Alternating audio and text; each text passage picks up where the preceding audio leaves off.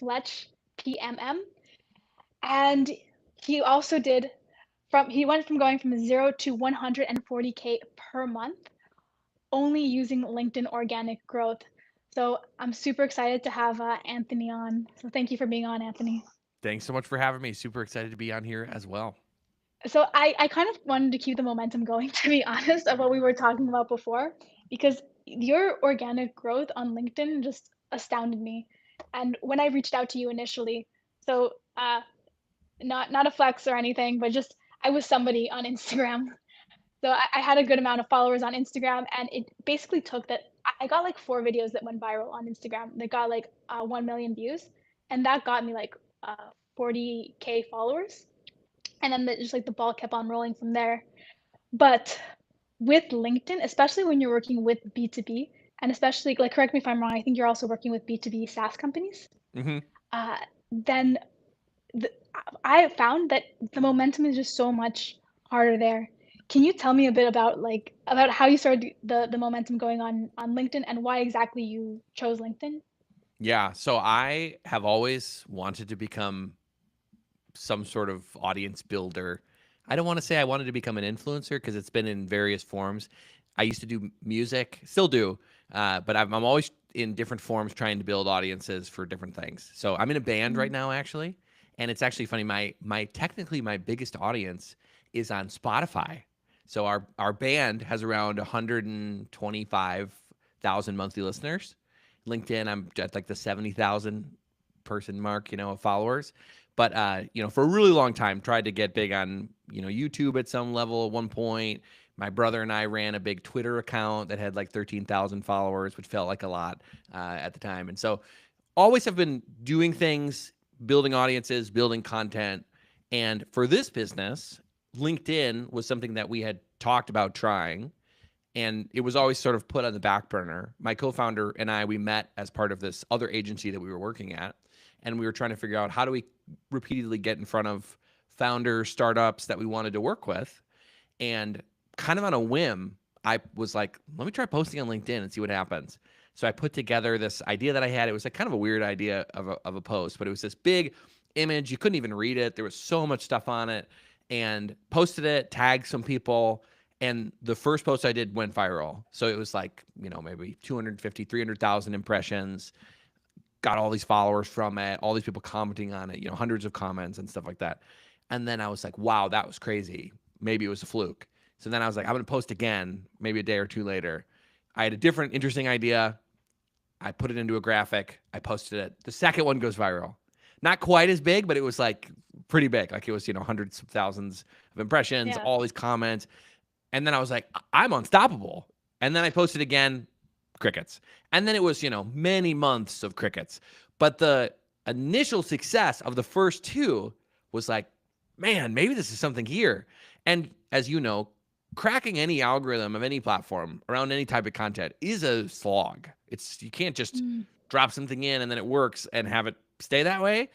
So I'm posting about all different kinds of things, all different angles, just trying to see if I can get traction among these startups. And we didn't know exactly even what we were going to sell. We just knew we wanted to sell a repeatable service to startups in the software world. And Mm. so we're trying all different angles. And every other day, we'd have a new idea for what maybe we'd be selling. Because I'd do a post, or my co founder, he started posting, and we would do a post about like PLG, product led growth pricing models for software companies. And it would get a bunch of traction. And we'd be like, maybe we should sell pricing advising or something. And then we'd be like, okay, maybe that'll work. And then we try again, wouldn't really work. Then we tried something different. And so throwing a lot of stuff at the wall, eventually we find our way into this little corner of the software marketing world, which is you could call product positioning, and really trying to evaluate how people position their products to make them interesting and valuable to their target customers. And we were like, well, how can we evaluate the public positioning of other companies? Where would that even show up? And we were like, maybe we could just look at their websites. Maybe on their website, we could kind of gauge, is it clear what they offer, what makes them different, the value prop, all that stuff. And we would do these audits of startups that had raised a good chunk of money and basically be like, is this clear or not? And we found out very quickly it was almost never clear. And we'd be like, these people don't say Mm. anything. And it was Yeah. just like cool benefit outcome over and over and over again. Increase your revenue, grow your business, transform your operations, all these like amazing outcomes. And you get to the end, you say, wait a minute, they forgot to tell me what the product is. What is this thing? So we would post these audits, and then people started reaching out, and they were like, I think I have the same problem. I can't explain my product in a succinct way. And then they would say, can you help me with my positioning as part of a website refresh? And so we're like, maybe there's something there. Product positioning plus websites or homepages. And then we teetered on those two ideas for really long. Should we Yeah. just say we're web designers or copywriters? At what level of fidelity do we need to provide the result? Or do we lean more on the strategy side? We're really providing positioning. Maybe we need to offer more things than just the homepage. So we try like all these different things. And it was a long time of that process until we found this one kind of killer offer, which is a flat rate, fixed, time boxed. We call it now a sprint, where we come in, figure out the positioning, rewrite the homepage for a flat fee. And that has Mm. become the huge moneymaker. And the more projects that we would do, the more we could charge and the better our margins got, which is very anti what most freelancer agency models are. The bigger you get, usually the margins get worse because you have to hire more people and things like that. But for us, it was like the faster we got at doing this process, it was also getting better results for the clients because the framework was getting so much better. And then we were able to charge more and more. And so the margin was going up. So it's like the less time we spent per client, the better the outcome they got, the better the framework got, the more money we were making. So it was this confluence of all these things working together as we kind of stumbled around in the dark trying to find our way. But we did have like some very strong theses coming into it of basically like the type of business we wanted to build. We didn't want to do custom services. We didn't want to serve a bunch of different types of customers. We wanted to be very focused, productized, same delivery model, and high volume. So those things were kind of at the forefront of it. And then it was just like, okay, what high volume service are we going to provide? And what is the one audience? And how will we get in front of them? And so that's a long answer to your question. I'm a little rambly, as you're going to find out over this next hour. No, no, but I like that. I like that because there's every time you were saying something, there was like one area that I wanted to go down, but I'm like, okay, let me take this one at a time. So the very first thing too, before I forget, is that you guys are also a small team, a pretty lean team, right? Yes, very small. It. It's me and my co-founder. We have two copywriters that we work with primarily. And then Mm. we just hired our first product marketing positioning consultant to run the process, to extend our capacity. And it's a lady named Sarah. She lives in Europe. And so it actually opened up a bunch of new opportunities for companies that didn't work with our US time zones. So now she's getting people from like Norway and Finland and places that are like, oh, I've been waiting to work with you guys, but I couldn't because I can't do it 9 to 5, central time in America. And so she's been great. She's been running projects and has been killing it. So it is a small team, but the idea is to eventually get it so me and my co-founder aren't doing the delivery of every project, which is a grind, right? Yeah. Now we've worked with like over 400 companies between that tiny little team. So that's like 200 projects that I've led and 200 projects that my co-founders led. So it's roughly 15 to 20 companies a month. So it's a little bit of a slog, but it's hard earned value from the framework getting so much better from all those reps. So it's like, I don't think I would have done it another way because we would have lost the expertise, credibility, and just process being so much more robust and powerful by doing it that way. Yeah, and especially like when you're getting off the ground and you're just trying to figure out exactly what service you want to sell. I think, and correct me if I'm wrong, I think it's like better that you're more hands-on to figure out what works and what doesn't work. Totally. Yeah, and you were when you were starting off, were you only working with American clients? No, we would work with all over, and it's sort of a crazy thing about LinkedIn is that it doesn't discriminate, right? So, like you Mm. said, we get almost all of our clients from our LinkedIn content, so it's probably 95%. 5% Mm. is maybe referrals, word of mouth, people recommending VCs, things like that. But 95% is probably LinkedIn, and LinkedIn does not just discriminate. Like I get posts in my feed, just a funny platform that are in different languages. I'm like, Yeah. it's you would think that they would even just filter. I'll see them in like Farsi and things, and I'm like, I guess LinkedIn thinks I'm much more multilingual than I am as an American with just English. But no, we would work with companies in India, Singapore, Taiwan, like all over. And I would feel so bad because the ones who would get on, I'd be like, "What time is it?" Like, it's midnight, and I'd be like, Yeah. "Oh, I feel so terrible." But they wanted to do it, and they're Yeah, like, "Oh, they we work made in the night. That's normal." Like, they made the stretch for you guys. yeah, I guess so. Yeah, and with the content that you guys are producing, so I it really caught my attention, just like how you were, uh, well, how well the posts were. From I didn't take a look too much at Roberts, but I did take a look a lot at yours, especially before this live. And it's so well designed, everything. Is there somebody on your team who's designing that, or is it you guys? It's us, and I have always been a wannabe designer. It's actually Mm, it goes like all the way back, like me and my really really close friend. I would do stuff with music when we were young. I would do like recording and editing and stuff like that. And he would always do design stuff. And I was always so jealous because he could sit and work all day designing and have like a Netflix show on and be like yeah. just watching. And I never could because I was like, I'm sitting mixing audio. I can't have something else on. So I was always so annoyed. His life was so much better because he could just sit and listen to whatever he's doing or watch whatever while he's designing. So I've always wanted to be a designer and have always found ways to try to get better at design, incorporate it in whatever job I'm in.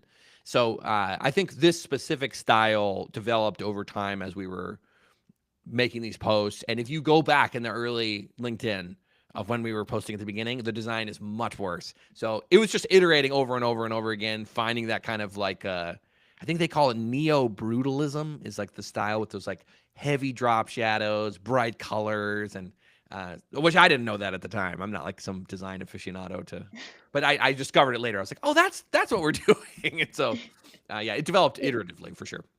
And when you're planning out your content as well, do you plan your content out with like weeks, months anticipation, or how does it work? Oh, it's right hot off the press.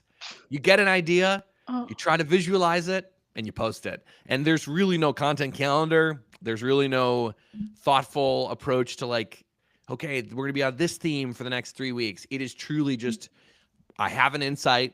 I can imagine what the diagram would look like. I'm going to try to make it as fast as I can, and I'm going to post it.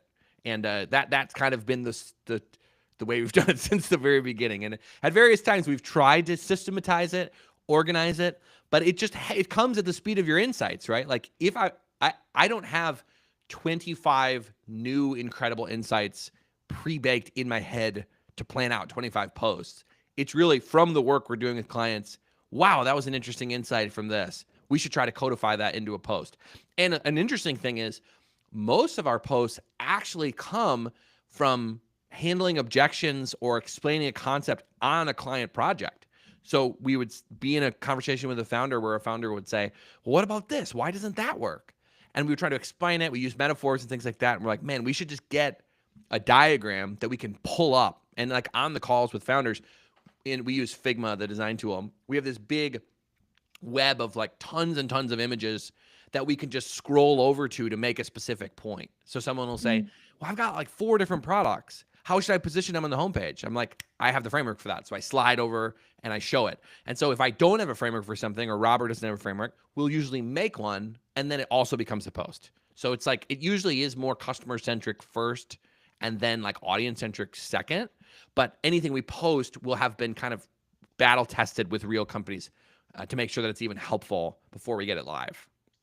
oh, yeah, because I hear like a lot of founders too that they want everything that's a content calendar, everything scheduled, things have to be ABC. But it's also like wild that it comes right off of like the real case studies that you're doing as well. Uh, do you, even with the consistency with that, did you ever try and make it a point like I have to post like 5 times per week, or does it just like come? You just post as it comes. More posts are usually better. For very long, we were very religious that we would post one post at either 8:30 a.m. or 9 a.m. Monday to Yeah. Friday. We'd skip Saturday. We'd do Sunday. And we were like, can I get out 6 posts in a week would be the gold standard. But the challenges of running a business at the same time and doing all the marketing and all the delivery of the service all at once, there's weeks where it's really crazy. We're like, I only got 2 out this week. So it was less of like some hard and fast, rigid rule of we would always do it this way. It was more like, can we try to get out at least 6? And if we can't, how many can we get out? And obviously now we are trying to onboard this new team member. So our post volume has gone down a little, but the idea is if we can onboard her well, get her fully up to speed, maybe another person get them fully up to speed, and our individual, maybe we scale back the projects we're leading, free up our time some more, then I think we'll be able to go back to posting more regularly because it's the main marketing mechanism of the business. And are you guys thinking of introducing also paid ads? We have talked about it, and we were also very dogmatic. We followed this guy. His name's Greg Hickman, and he had this concept. He called it the 5 1s, and I'm the worst consumer of content. I can only ever remember 4 of them. I never remember the 5th, but the 5 were 1 product or service, 1 audience, 1, and now maybe I'll only remember 3, 1 channel, and then I think it was, maybe 1 price and then 1 year or something like that. So we were like, before, like a lot of people will say, I need to layer on 5 different channels. I need to have a newsletter. I need to have podcasts. I need to have LinkedIn content. I need paid ads. I need Google ads. And we were just very anti that. There's a company called ConvertKit, which a lot of people use with email. I was on a webinar with one of the guys from ConvertKit, and he was one of the founding members. And he was like, we got to, I think he either said 10 million or 20 million ARR on just 1 channel. And I think it was maybe newsletter or something like that. And so we're like, if you can crack a channel, you can make a lot of money and you can get a lot of clients without really needing to do other ones. So for us, we were like, we're just focused on LinkedIn and we really want to get it right. And if we can truly crack it, maybe down the line, we hire more people. And we were like, all right, we're kind of meeting the capacity of what LinkedIn can give us demand wise. Maybe we need to turn on another channel, be it ads or a newsletter or a podcast or whatever that might be. I think we'll cross that bridge probably when we come to it. But even right now, between me, my co-founder, and our new hire, Sarah, I think all 3 of us are booked all the way to August right now. So there's not like we basically have full stack calendars of sales calls. And so at this point, there's no big need to be like, I need to turn something else on to fill the calendar. We have a lot of people who want to work with us, which is great, right? It's a great blessing for sure. Yeah. Were you also when you were initially just like getting the ball rolling with LinkedIn, was it just 100% post, or were you like commenting, reaching out? How much does that play a role in it too?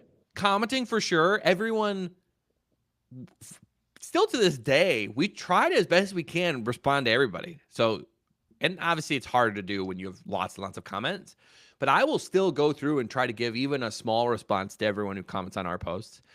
I will also try to comment on other people's posts as I'm scrolling because I am trying to stay like up to date with like what's happening in the space.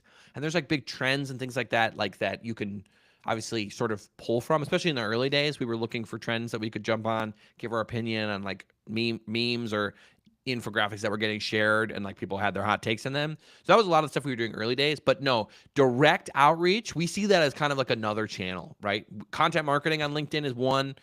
Direct cold outreach to people or warm outreach really would be another motion in our opinion. And we don't have that as part of our repertoire of things that we would do. Doesn't mean we wouldn't do it down the line, but as of now, we don't really do that at all. Yeah, because that's another thing that got to me too. When people, when you're sending like cold messages out on LinkedIn, I really wonder what the conversion is on that, because I feel like everybody's initial reaction is just to brush it off and be like, I don't need the service even before going into it. Do you think that like affects people? Yeah, Uh, I mean, I think potentially, and it all depends on how you do it. So actually, it was interesting. Before we did LinkedIn content-wise, we actually mm, did try doing outreach. And at this point, we were still part of this other business. It was me, Robert, and this other guy named Iric. And Robert and Iric really actually championed this. They created this way that was the conversion rate was unbelievably high. And it was like with high-level executives of these companies would be like, I want to meet. Let's meet today. And basically what they would do is they would pick a hyper-specific corner of the world. Like they would say, I'm going to look at data mining and data scraping software tools. And then they would build out, they called them like ecosystem maps, where they would basically like map out all the different vendors, all the different types of tools for a specific like space, like data mining or whatever it might be. They create this report, and then they would send it in the cold outreach to the CEOs or whoever of these companies in the little corner. And the first couple, they would say, I've created this ecosystem map. It includes people like you, these other things. I'd love to talk with you on a call, get your take on it. And they would be like, oh, interesting. And so some people would hop on. And then the moment that they would get some of them to hop on and give feedback on it, they would then name drop those people to the people that they were reaching out to in the space. So it was like they would get a list of like 200 companies that were so tightly related that they would have all known each other. And then they would do this super tailored 200 company outreach list. And they would book like 50, maybe 50 or more meetings out of the 200. So it was like crazy conversion rate. And it shows the power of like specificity, segmentation. You send out a big mass thing where you're like, hey, do you need help with software development? Can I help you with my custom solutions? Nobody gives a rip. But if you do hyper specific stuff, you create some value on the front end. Like you could really book meetings. And so, he would be like, oh, I just talked to so-and-so, the CEO of X company that's like the person's for sure familiar with, because we're looking at a tiny pool. And the idea was we didn't know what we were going to sell at that point. And it was like, can we get in front of these people, show some value, and then try to tease out what might be things that they're struggling with? So that was like the first route. And it sort of broke down because we could never quite figure out what the service would be. So we were able to get calls, but we didn't have anything to pitch. And so that didn't end up really working. And it was only once we switched to doing LinkedIn, the content-wise, putting out the ideas, that it like attracted people with specific problems. And it was almost like a better way to gauge what people actually were struggling with. But it was super funny. My co-founder, Rob, he was doing the same strategy with this ecosystem map. And it was around these, they call them headless CMS. So it was like content management solutions. And there was these like headless was like they work with any existing website platform or things like that. He had so many high level conversations and high quality conversations with these people. He got asked to present at like an headless CMS conference as an expert. And he had just learned about the category like a month prior. And he got on stage, gave a talk, and everyone was like, that was amazing. Like, how did you become so knowledgeable in this space? And it was like, it's just so funny. Like what everyone doesn't do is pick a specific group of people and learn their world and then try to provide value. Everyone wants to stay as broad as possible, always. And it was just hilarious to see how fast you can gain credibility if you're like, I'm just going to focus on one little corner of the world. And he was able to get on as this expert. And it was, we laugh about it to this day, because he was like, brand new, speaking like CEOs who'd been in this field for 20 plus years. And they were like, this is so interesting and insightful and things like that. So there's two areas I wanted to take this conversation down.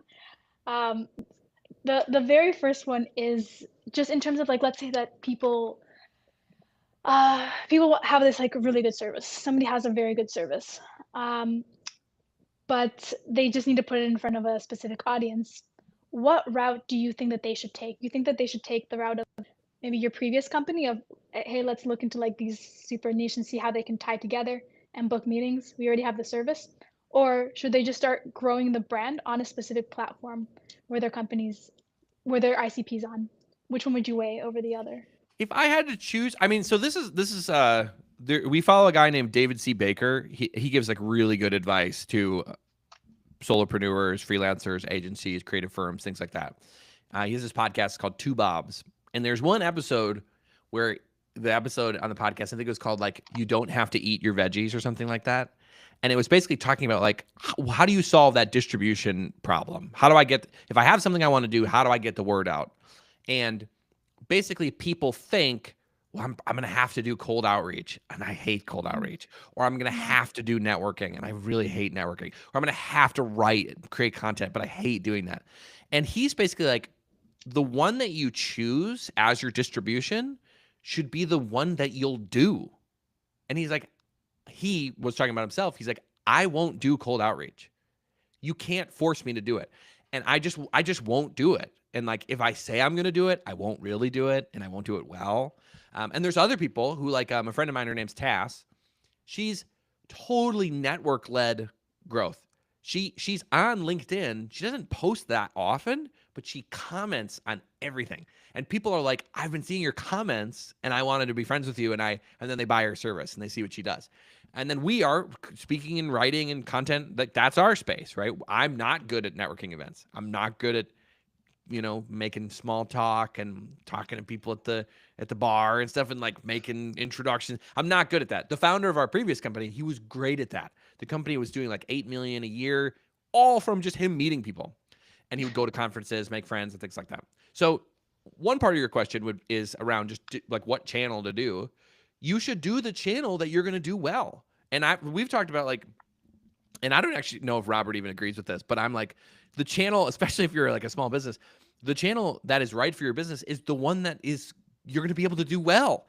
And like, there's an alternate universe where Fletch, our business, got big from cold outreach because one of us was really good at cold outreach. There's nothing to say that wouldn't have worked. Your second half of the question, though, is what if I don't have an offer? I don't know exactly what I want to sell. What should I do then? In that case, you need to anchor your business on something. So for us, like we knew we wanted to work with startups. We didn't know exactly what the service was going to be. And so the content, posting different things, helped to gauge what people might be interested in. And then when they came to us, what we didn't do was say, well, tell me about your problems and let's build a custom solution to solve it. What we would always do is people would come to us and we would pitch them a service as if it has always existed. We would be like, oh yeah, it sounds like you're struggling with this. We have this offer. It's $5K. Here's exactly what you get, and see if they'd buy it. And sometimes they would, and we would do these weird one-off projects, and sometimes they wouldn't. And we'd be like, maybe that doesn't really make sense. But we would basically pitch a predefined package service as if it was something we had sold a bunch of times, because we did not want to go into custom scope land where it's like, we take in your requirements, we build it out, we think about pricing, we're trying to do value-based pricing, something like that. It was always, no, what is going to be the productized, repeatable offer? Maybe it's a pricing service. Maybe it's a sales deck service. Maybe it's a homepage service. Maybe it's you could list 10 more things of what that might be. But yeah, so that's how I think it's like, if you need to figure out what you're going to sell, you do need to get around these people in front of them and have a chance to pitch. And so whether that's going and speaking at conferences and then having people come up to you, whether it's writing on LinkedIn, whether it's, some sort of version of that cold outreach that we did, I think that's going to depend on your personality, what types of things you'd want to do. Mm.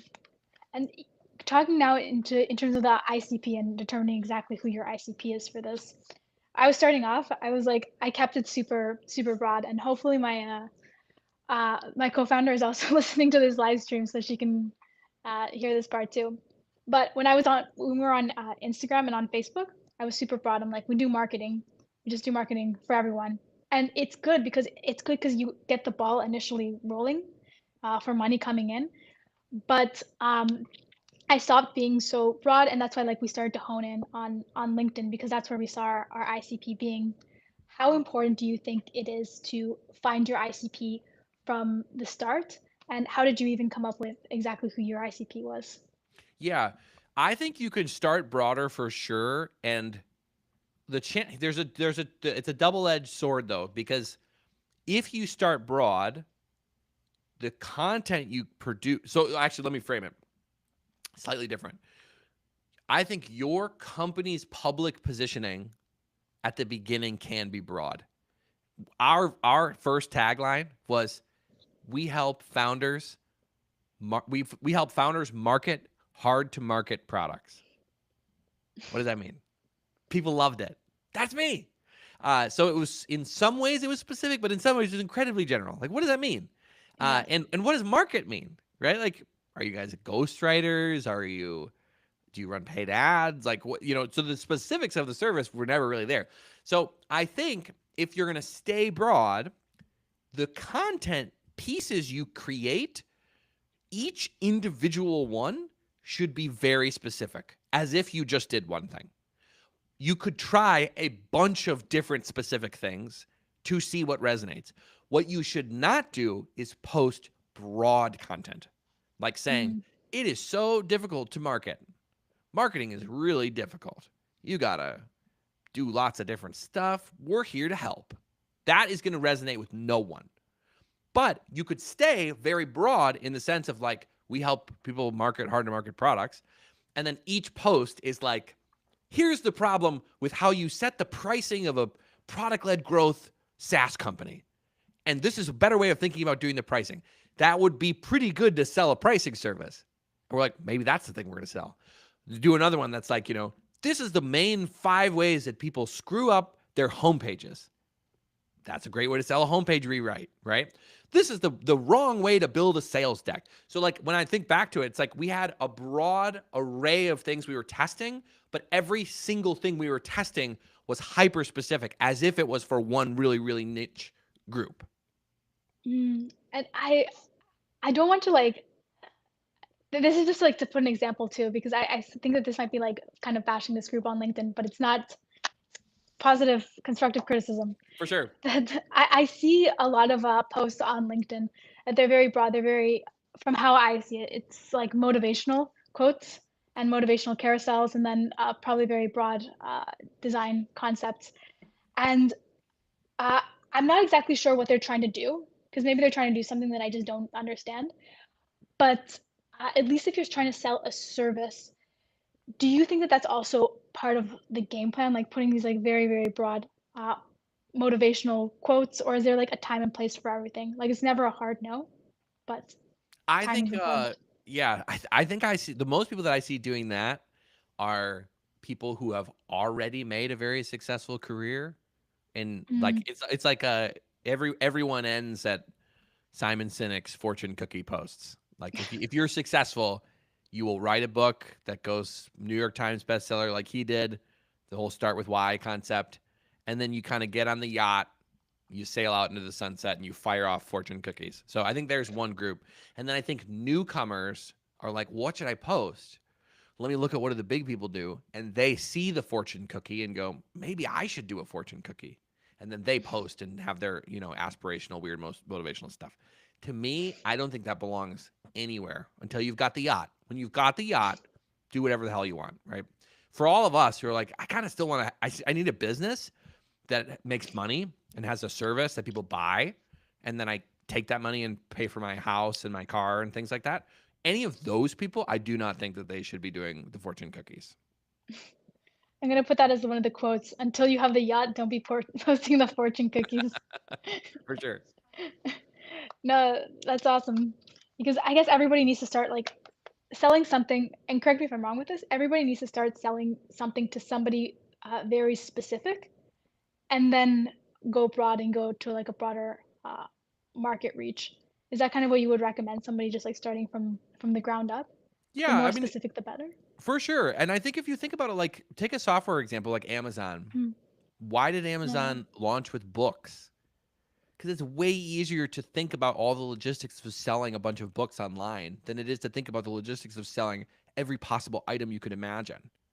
So once they had become the market leader in books on online sales, like we forget this, Amazon's biggest competitor at one point was Barnes and Noble.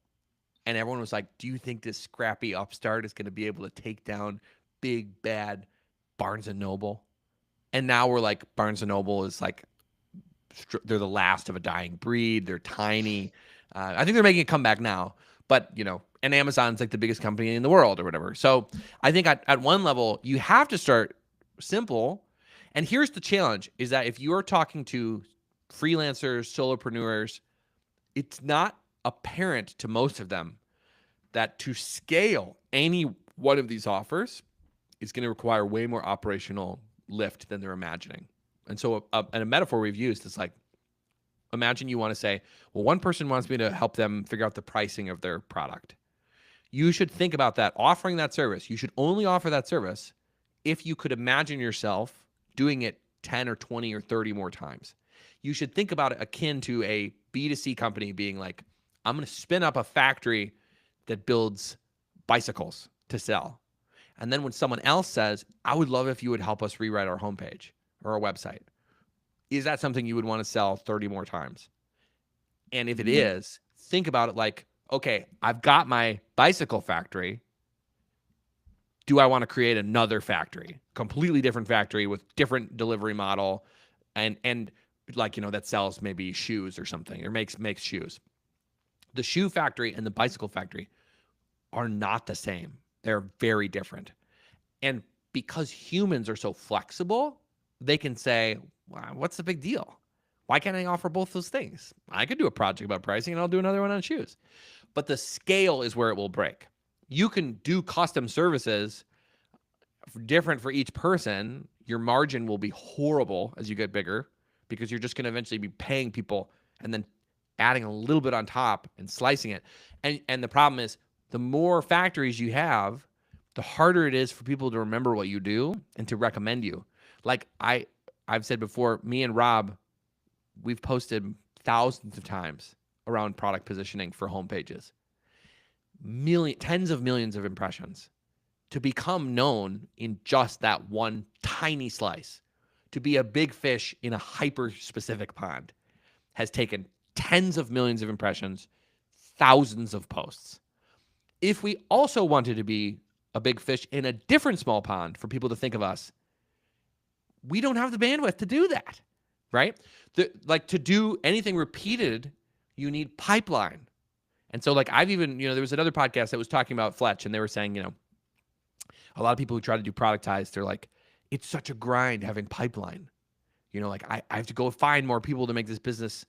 We don't have to find anyone because we've been so hyper-specific, so focused, and have become known for one thing.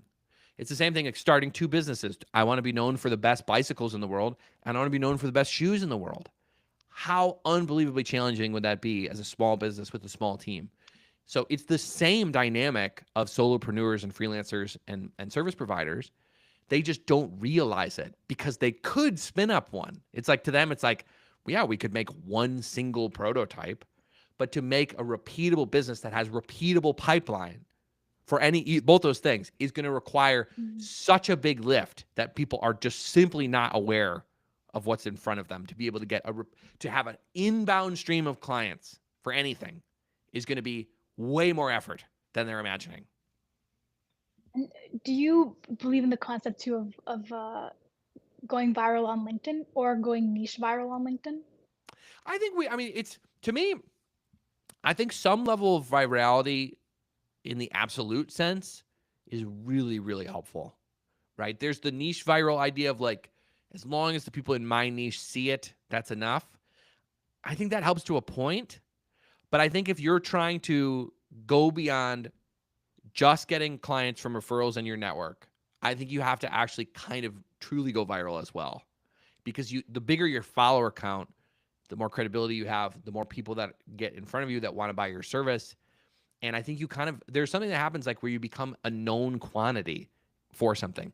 And I think too many freelancers discount that. And again, this is all dependent on your personality and what motivates you and what type of business you want to build.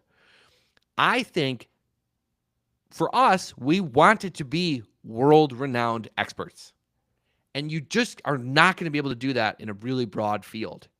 It's going to have to be something more specific. And so for us, going so niche has allowed us to become on the short list. When people think of product positioning for B2B software companies, there's like two people who come to mind. It's usually me and my co-founder and a lady named April Dunford. We're like the main ones that everyone thinks of on every list. Every rank, like those are the people that people think of when they think of that in that hyper-specific thing. If you broaden it and said, who are the top 10 marketing influencers? We're not on that list. You could go to the top 1,000. We're not on that list. You go to the top 100,000. We might not even be on that list, right? Because we are not known for the big, broad bucket that Simon Sinek owns, or any of those people. I'm blanking. Seth Godin, right? Like, those people own marketing. I can't compete with Seth Godin. He's a 10-time New York Times bestselling author. I can compete with other tiny micro influencers who are in the same bracket as us in this tiny little corner of the world. Yeah. And I think that even myself included, I won't even just like keep it broad, but I was just so worried about it before because I'm like, if you have like one competitor, or if I go like super niche, then there's not enough market space for my specific niche. What do you have to say if somebody says something like that? Well, the thing is interesting is that worry comes up a lot in the software companies that we work with. And most of them Mm. have taken venture capital. So these are people who are like, we're going to be the next Facebook or the next Salesforce. And for them, absolute size of market is a really big factor. If they're like, I told my investors I'm going to be a $1 billion company and I'm going after a market that's only 50 million, like that's an issue. So for them, they will truly eventually run out of road, as they say, right? Like they will need to expand to other places or start with a bigger market from the beginning. With service providers, that's not the case. Like the biggest competitor for us is not even really a competitor. Is this, like I said before, her name's April Dunford. She's like a huge influence to us. We really look up to her. We've read her books. When we started the business, we were using her model, and then we've changed it over time. Now it's completely different. But she has never come up in a deal. I don't think even maybe once in 400. She never comes up because she works with, I don't know, 10 to 12 companies a month, or sorry, 10 to 12 companies a year. And there are tens of thousands of startups. So we will never run out of companies to work with. And we will never be able to service them all because we are humans, not software. So there's a misguided assumption that like the market size is going to be too small. It almost never is as a service provider because unless you're like, I only serve people who live in my apartment building. It's like, okay, maybe there's 20 people, like the 20, you're going to run out pretty quick. But nobody's doing that, right? They're like, oh, I want to do web design. Is that too small? It's like, no. And you could even get smaller than that, right? I just want to do the logo. Is that too? No, there's, or I just want to do logos for dentists. How many dentists are there? More than you could ever work with in a lifetime, right? So any segment that you pick as a human doing a service-based business is going to be bigger than you could ever service in many lifetimes. Yeah. So the problem isn't going niche specific. It's usually finding what your service is and how you're going to present this. Yep. How you're going to get in front of those people. And honestly, the bigger problems are internal in your brain. They are usually ego related. I don't want to pigeonhole myself. I have so many things that I'm good at. How could I ever just do one of them? I'm cutting off all these amazing things I could provide and just do one thing. That's usually the biggest challenge to this. I don't want to just do that. And like the more talented and the more creative you are, the harder that is to do. Like my co-founder, he's got a storied career. Like he worked at Oracle. He was like a big startup. He was at the startup that got acquired. He has all this experience in all these different places. He was in sales for a while. He was in product management for a while. And so for him, he was like, do I really just want to be known for positioning? And it was like a really difficult decision for him. And for me, I had a long career not in tech at all. And I'm like, if I could just be known for one thing, that's enough. I don't care what it is. If I could be good at sales or whatever, that's great because it was a career pivot. So I didn't have that baggage. But I think a lot of people who are very, very talented and can do a lot of things, the hardest thing is not figuring out which one. It's being okay with the fact that like, this is what I'm going to be known for. And we try to like reduce that barrier. Like when we coach people on this stuff, like we basically say, every specialist is also a generalist. They just are marketing themselves as a specialist. Just because you're marketing one aspect of your personality does not mean that you're not good at all these other things and discount you as a person, right? Like you're just saying, I think there's an opportunity to build a scalable business around one of these offers. And I'm going to go into it. Yeah. And now just in terms of the algorithm too, because I want to keep it within time, but I have so many questions that I want to ask. So in terms of the posting that you do, I don't know if you've heard that there's a change in the algorithm and people are losing views and people are just worried about what's to come from LinkedIn, especially if they put all their eggs in one basket for LinkedIn. But algorithms come and go. I've experienced it myself on Instagram. What do you have to say to people who are worried about the algorithm change right now on LinkedIn, and have you experienced it yourself as well? It definitely, I mean, it's the same overarching pattern that happens on every single platform. As people realize how lucrative a platform is, more people create content and the platform becomes more saturated and it becomes harder to break through. There's a guy I follow. His name's Jeremy. I don't know how to say his last name. He's the co-founder of a company called Favicon. It's Favikon. And they do all this like LinkedIn influencer marketing type stuff. He posted this the other day. He said, most people don't realize how small LinkedIn's creators scene still is. There's only 150,000 nano and micro creators between 5,000 to 50,000 followers.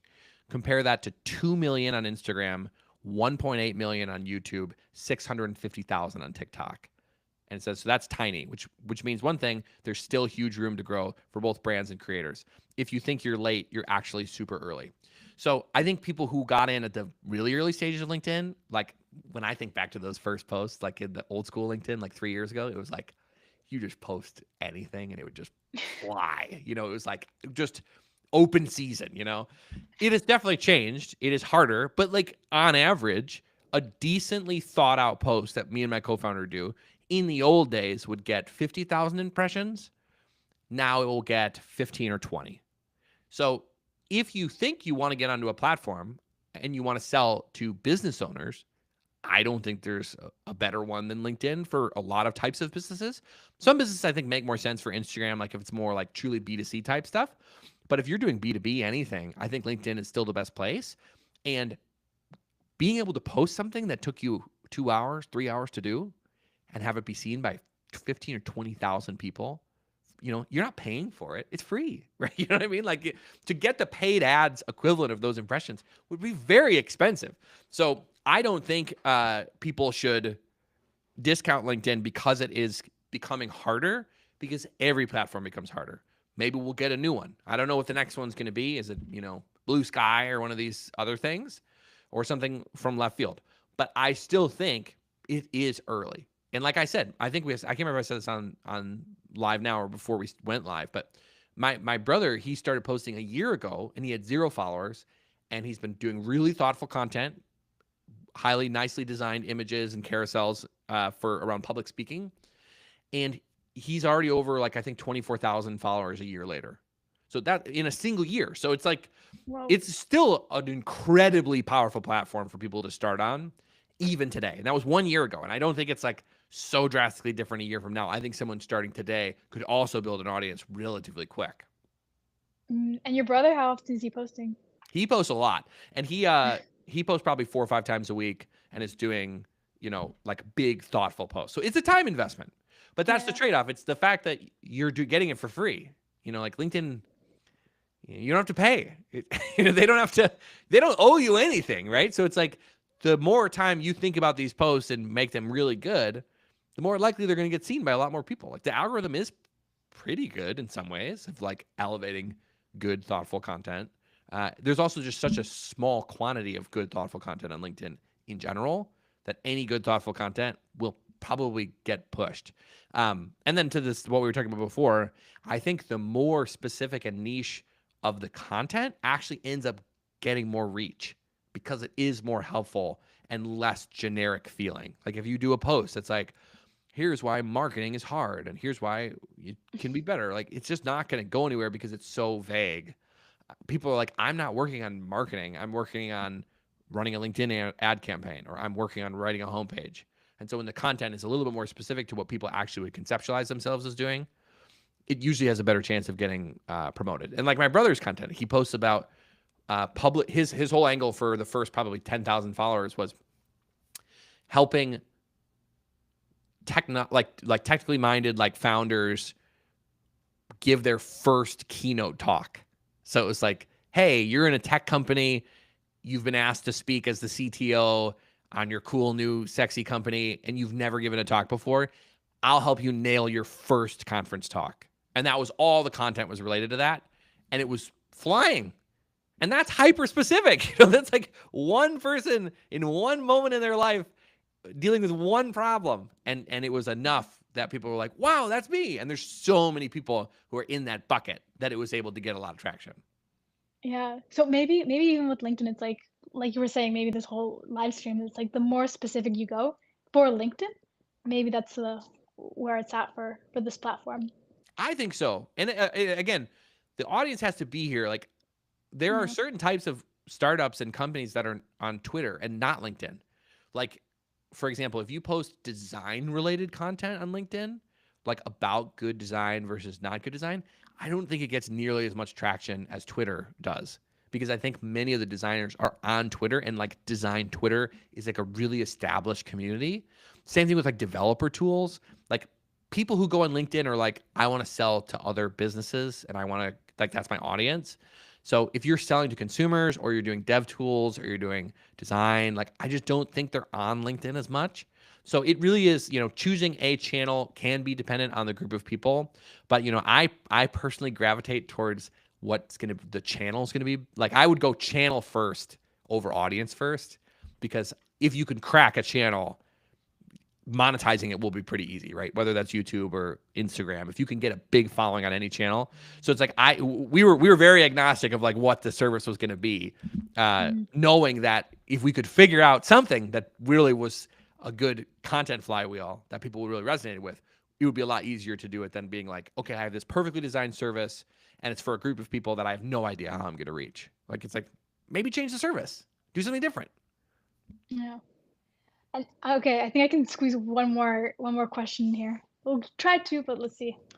One for sure.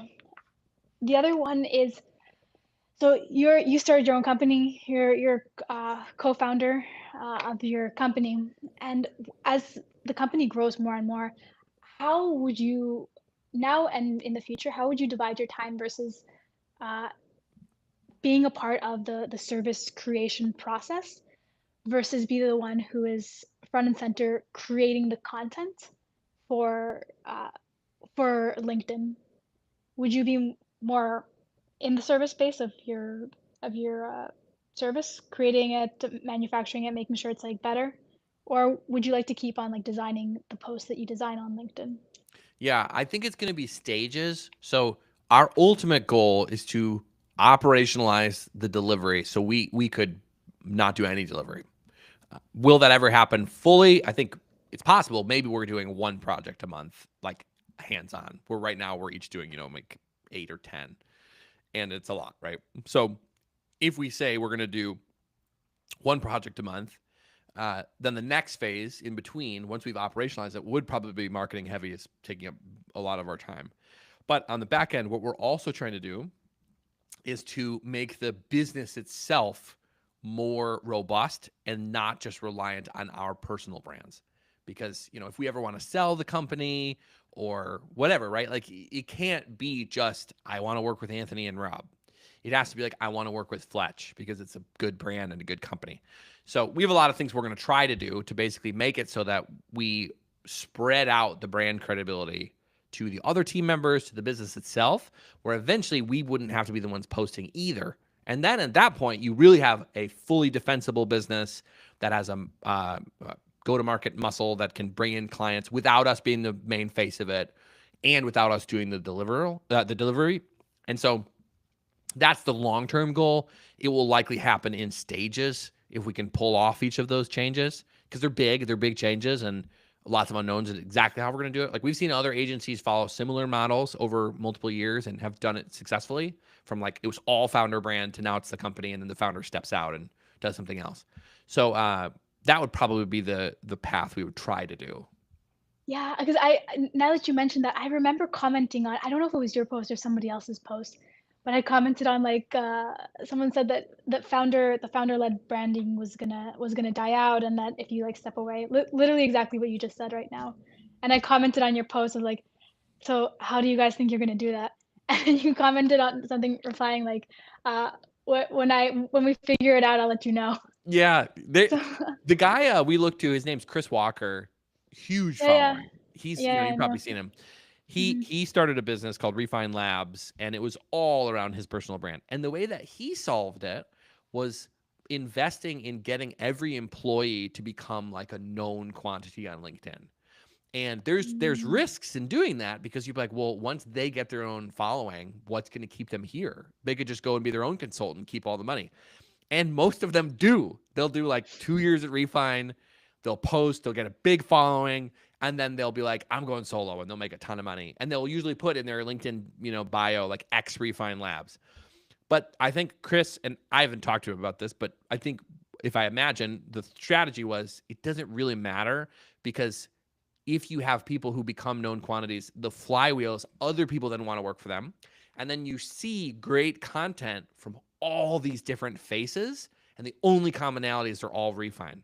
So it eventually spreads the credibility from just one guy to a big group of people. And then more people want to work there. More people want to get big followings from working there. And then eventually he was able to step out of the business altogether. And I think he, I don't know if he still has, he probably has some ownership stake of it, but he hired a CEO and is totally out. And so it can be done. And that's probably the strategy we're going to try to do, is to empower the people we hire to become, LinkedIn quantities, known quantities. And then ideally that creates a flywheel for this. Yeah, because they have a new CEO now, Megan Brown, who's like also doing posts on her LinkedIn. Bowen, I think maybe is her last name. Or Bowen, I mean, yeah. Yeah, something like that. Yeah. Yeah. So the final question to wrap it up. Really tried to keep it within. I tried to keep it within time. I'm bad at this because I still have a lot of questions I want to ask. But this is a more personal question now. So, if you could go back to your 20-year-old self when you were just starting off in your career, what piece of advice would you give them? Oh my gosh, that's so funny. That's a really good piece of advice. I think it would be, I was very like jumping from one thing to another. So for example, I was in like I said before, I've been in a lot of bands. I had one band I was in when I was like, maybe we started when I was like 11, and we broke up when I was like 15 or 16. So it was me and my older brother. We start this band together. Not the same one who posts on LinkedIn. I have several brothers.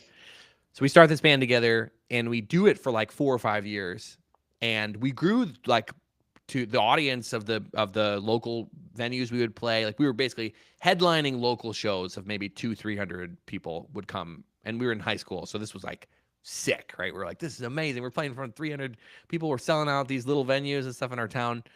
And then after that, we were like, I'm kind of getting bored of this. Let's start something else. So we'd start a new band, and the new band would be a slightly different genre or something.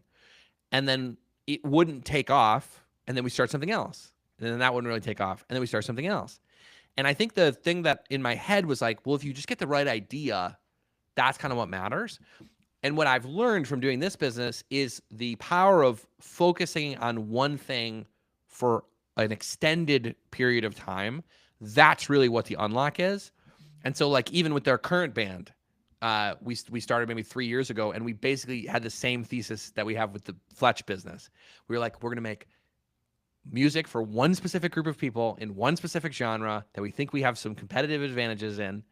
And then it was like, first year we had like 2,000 or 3,000 monthly listeners. Then the next one, it was like, maybe 10,000. And then it was like 20,000. And then it like started ramping up. And then now we're like, 120 or so.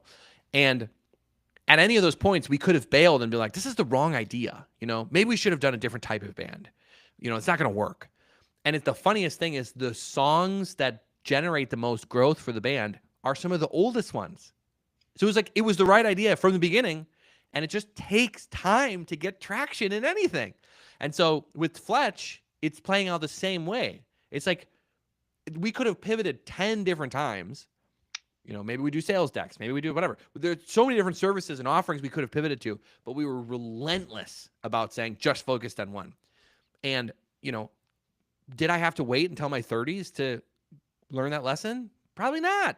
Imagine where we'd be if I had picked one thing when I was 20, and we'd be, 13 years beyond that, how big of a business I could be running today. So I think that's probably what I would go back and be like, just pick something. Go for it and stop pivoting. Stop thinking that it's like, if we just tweak the idea, it's probably going to be in the long-term execution that really makes the difference. That's a really good one. All right. Well, I do want you to plug the band name in though, but I'm going to give you the outro and then all of your plugs, please. So this is, thank you so much, Anthony, for jumping on the live stream with us. Is there anywhere that people can find you and your band? Yeah, so me on LinkedIn would be a great place to start. You can check out our company's website, fletchpmm.com. That's where you see like exactly what we do. And then the band is called Good Hangs, and it's like a Blink-182 pop punk inspired early 2000s, emo, you might want to call it. It's all in that vein. And so, yeah, check us out on Spotify. Well, thank you so much, Anthony Pieri, and really hope to have you on again. Thank you so much. For sure. Thanks for having me. Cheers. All right, and we